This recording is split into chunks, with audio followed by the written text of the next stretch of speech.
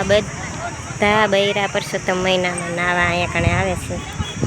આ ધરા એ ખોડિયારમાંનો ધરો કહેવાય છે. એક ખોડિયાર મંદિરે આવી ગયા છીએ અને અહીંયા બધા નાવા આવે છે. આજ પરસોત્તમ મહિનો છે ને એટલે નાવા આવે છે. આને શાસ્ત્ર ધરો કહેવાય છે. શાસ્ત્ર ધરો કહેવાય છે ને અહીંયા મંદિર છે ને જો અહીંયા ખોડિયારમાંનું મંદિર છે અને અહીંયા બહુ માણસો નાવા આવે છે અને ગાડીઓ પણ ફૂલ છે, પાર્કિંગ બધા એ કર્યું છે પણ બહુ માણા આવ્યું છે.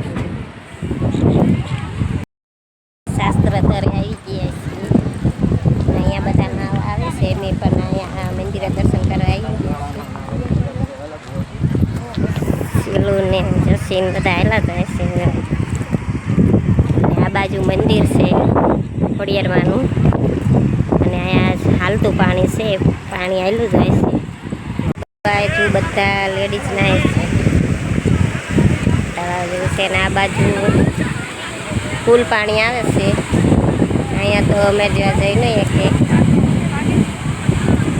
અહીંયા ફૂલ પાણી ચાલુ છે અત્યારે બધા જેન્ટ્સ નહીં છે. આ છે મંદિર ને અહીંયા ડેગડી પણ બધા કરે છે. જો આ એકદમ ધરામાં મંદિર છે ખોડિયારમાંનું. આ ખોડિયારમાંનું મંદિર છે, અંદર ધરાની અંદર જ છે અને શાસ્ત્ર ધરો કહે છે. અને આજે પણ અહીંયા શાસ્ત્ર ધરે આવી ગયા કીધું. પરસોત્તમ મહિનો છે એટલે બધા નાવા અહીંયા આવે છે. કેટલું ફૂલ પાણી આવે છે.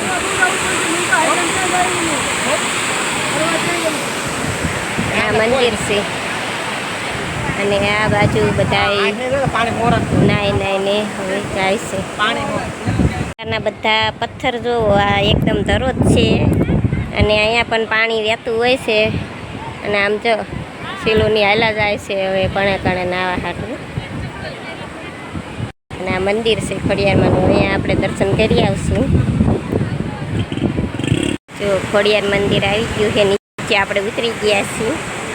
આ ખોડિયાર મંદિર ઉપરથી જોયું તો નીચે આવી ગયા છીએ. અહીંથી આપણે ખોડિયારમાંના દર્શન કરી લઈએ.